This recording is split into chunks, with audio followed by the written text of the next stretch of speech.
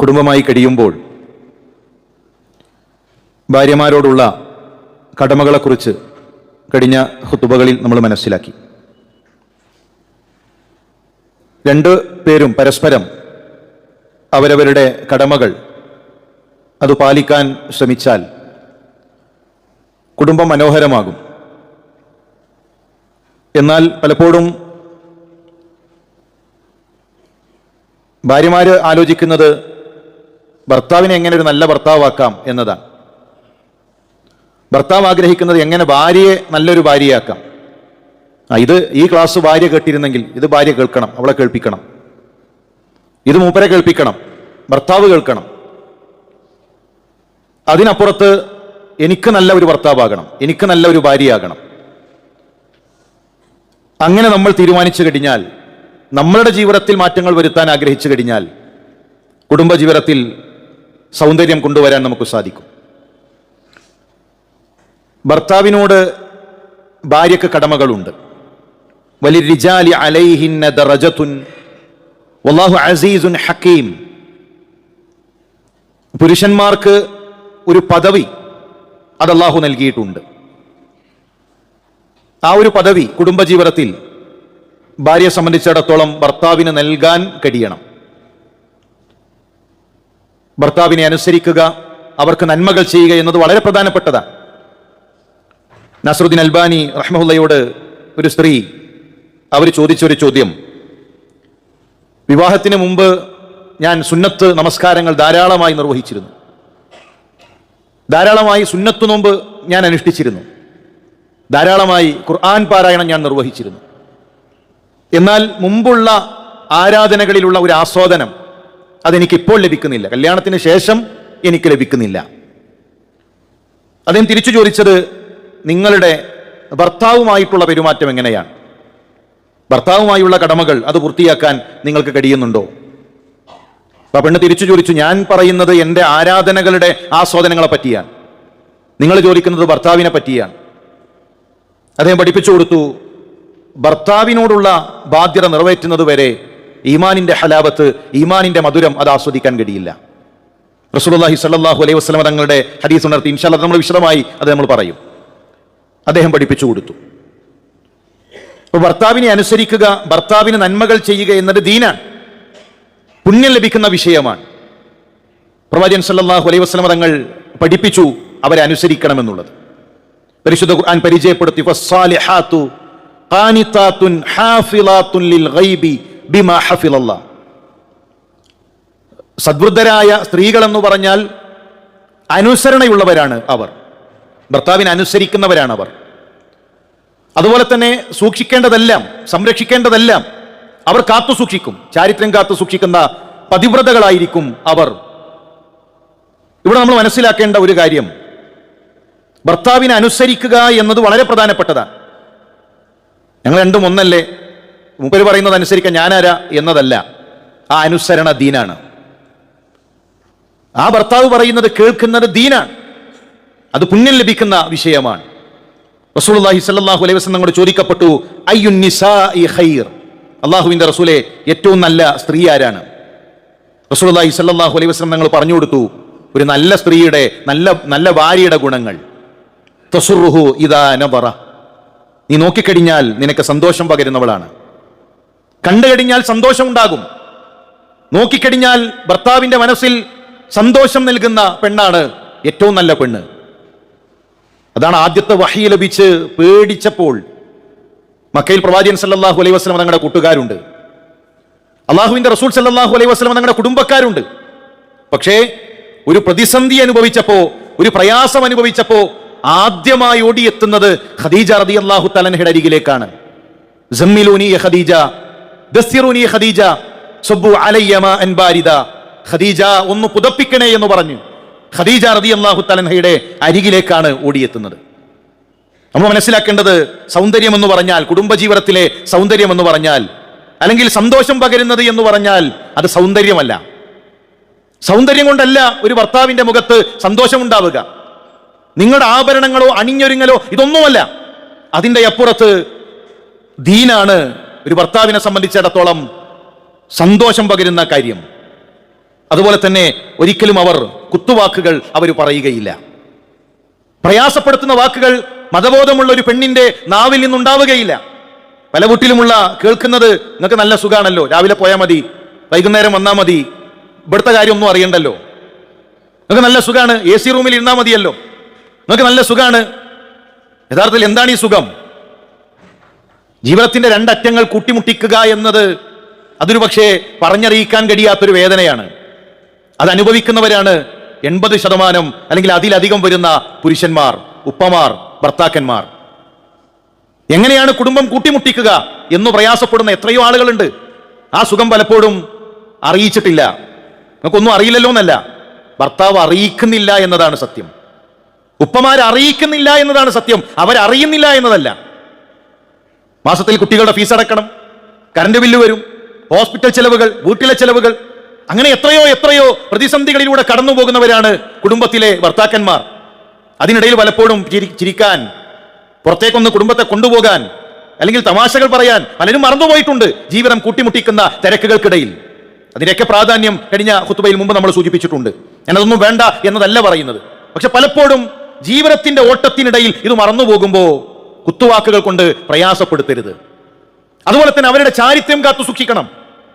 ഫോണിലൂടെയുള്ള ഈ പ്രണയവാക്കുകൾ അത് മരണം വരെ ഈ സല്ലാപം തുടരുമെന്നാണോ കരുതുന്നത്? പല സ്ത്രീകളും അങ്ങനെയാണ് കരുതിയിട്ടുള്ളത്.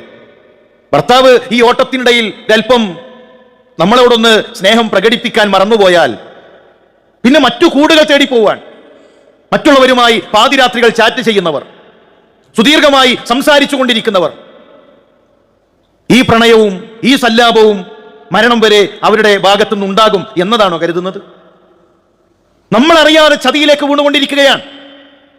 നമുക്ക് വേണ്ടി ഒരു മനുഷ്യൻ കഷ്ടപ്പെടുമ്പോൾ, നമുക്ക് വേണ്ടി ഒരു മനുഷ്യൻ ത്യാഗങ്ങൾ സഹിക്കുമ്പോൾ, നമുക്ക് വേണ്ടി ഒരു മനുഷ്യൻ ജീവിക്കുമ്പോൾ അവരെ ചതിച്ചുകൊണ്ട് തോന്നിവാസങ്ങളിലേക്ക് പോവുക എന്നുള്ളത് വളരെ ഗൗരവമേറിയ വിഷയമാണ്.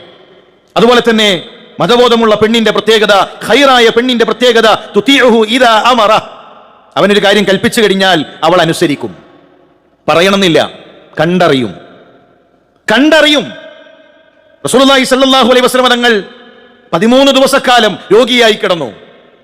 അവസാന സമയങ്ങളിൽ റസൂലുള്ളാഹി സ്വല്ലല്ലാഹു അലൈഹി വസല്ലം തങ്ങളുടെ മുഖത്തു നിന്ന് പ്രവാചകന്റെ ഇഷ്ടങ്ങൾ നമ്മുടെ ഉമ്മ വായിക്കുന്നുണ്ട്.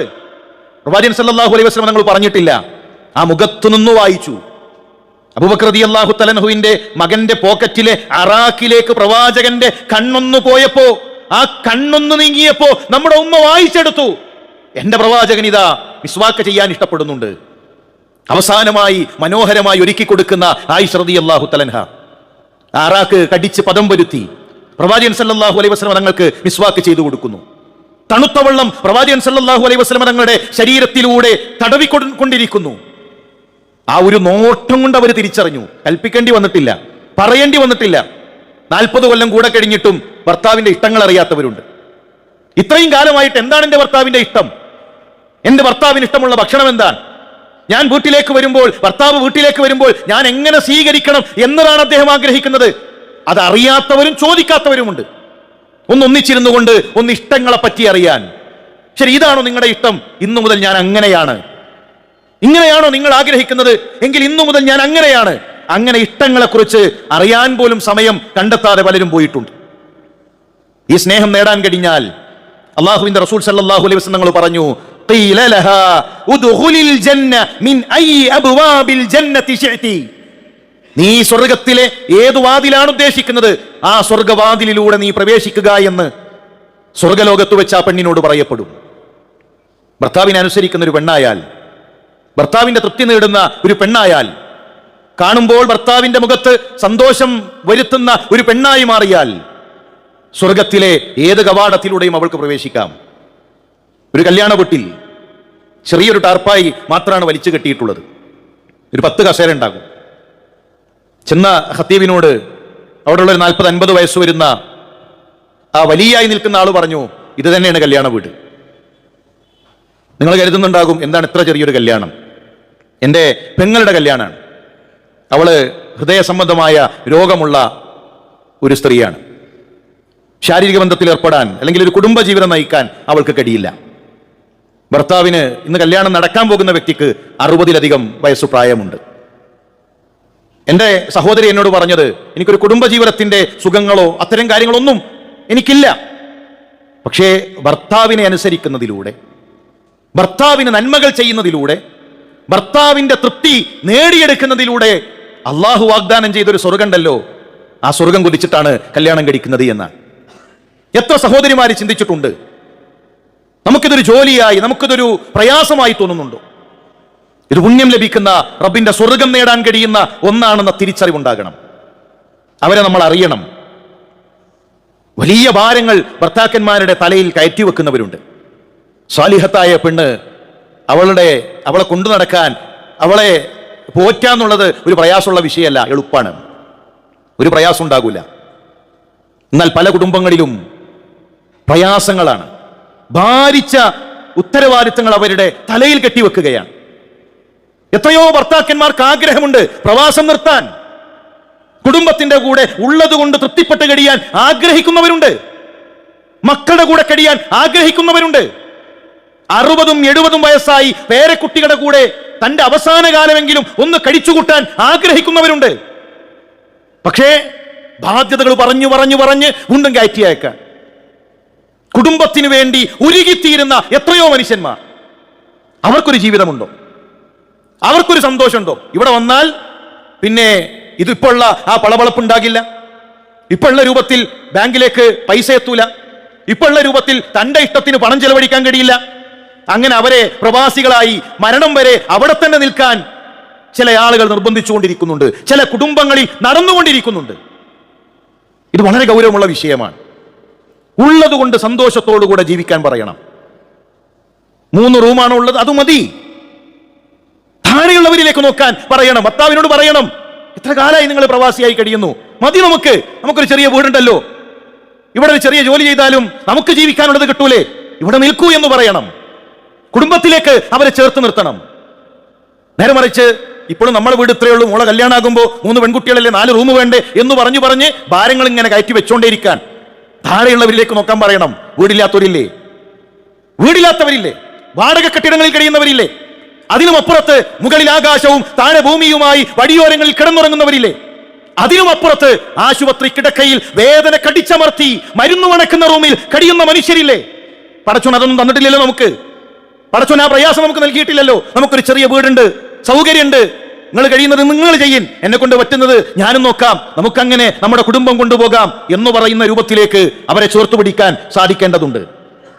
പ്രിയമുള്ളവരെ, ആ രൂപത്തിലേക്ക് കുടുംബത്തെ ചേർത്തു പിടിക്കണം. ഭർത്താക്കന്മാരെ അറിയണം. മരിക്കാൻ നേരത്ത് ഇനി കൊണ്ടേക്കോളി എന്ന് പറഞ്ഞ് കരഞ്ഞതുകൊണ്ട് കാര്യമില്ല. ആ കരച്ചിലല്ല വേണ്ടത്. ജീവിച്ചിരിക്കുമ്പോൾ സ്നേഹം കൊടുക്കാൻ, ജീവിച്ചിരിക്കുമ്പോൾ ഒന്നിച്ചു നിൽക്കാൻ, ജീവിച്ചു നിൽക്കുമ്പോൾ കൈപിടിച്ചു കൂടെ നിൽക്കാൻ, പ്രയാസങ്ങളിൽ പരീക്ഷണങ്ങളിൽ താങ്ങാകാൻ ആ ഒരു സപ്പോർട്ട് മാത്രം മതിയാകും ഏതു പ്രയാസങ്ങളിലും ഭർത്താക്കന്മാരെ സംബന്ധിച്ചിടത്തോളം ഉറച്ചു നിൽക്കാൻ. അതുകൊണ്ട് ആ രൂപത്തിലേക്ക് മാറാൻ സഹോദരിമാർക്ക് കഴിയണം. അതുപോലെ തന്നെ അങ്ങനെ കുടുംബത്തെ സൂക്ഷിച്ച് കുടുംബത്തിന് വേണ്ട കാര്യങ്ങൾ ചെയ്യാൻ പുരുഷന്മാർക്ക് സാധിക്കണം. അല്ലാഹു അതിനുള്ള തൗഫീഖ് നൽകി അനുഗ്രഹിക്കട്ടെ.